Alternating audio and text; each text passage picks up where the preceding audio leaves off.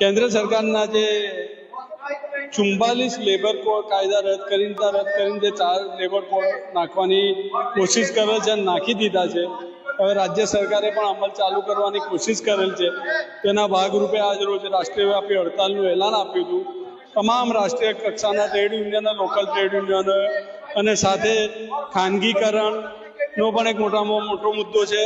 એટલે અમારી સાથે આજ રોજ તમામ કામદાર મંડળો સાથે રાષ્ટ્રીયકૃત બેંકો, રેલવેઝ, આંગણવાડી બહેનો બધા જોડાયેલ છે. અને આવનારા લેબર કોડ કામદારોના કાનૂની અને બંધારણીય હક્કો મરી જાય તે હિસાબે જ નાખવામાં આવેલ છે અને માલિકોને ખુશ કરવાના હિસાબે જ આ કાયદો બનાવવામાં આવેલ છે તેવું અમારું માનવું છે, જેનો અમે વિરોધ કરીએ છીએ. કારણ કે આવનારા દિવસોમાં કામદારોને જે કોર્ટ રાહે પણ ન્યાય મળતો હતો એ ન્યાય બંધ થઈ જશે.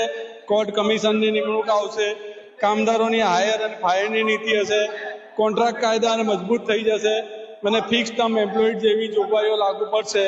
તો કામદારની વ્યાખ્યા ખલાસ થઈ જવાની પૂરેપૂરી શક્યતા હોય. આજ રોજ અમોએ રાષ્ટ્રવ્યાપી એલાનના પગલે આજ રોજ રેલી કાઢી છે અને પ્રધાનમંત્રીશ્રીએ આવેદનપત્ર આપીને જણાવેલ છે કે આ કાયદો તાત્કાલિક રીતે પરત ખેંચવામાં આવે. અને આ જો બધા મુદ્દા અમારા જો માનવામાં નહીં આવે તો અમારી લડત ચાલુ રહેશે અને જ્યાં સુધી કાયદો પરત લેવામાં નહીં આવે ત્યાં સુધી લડત ચાલુ રહેશે.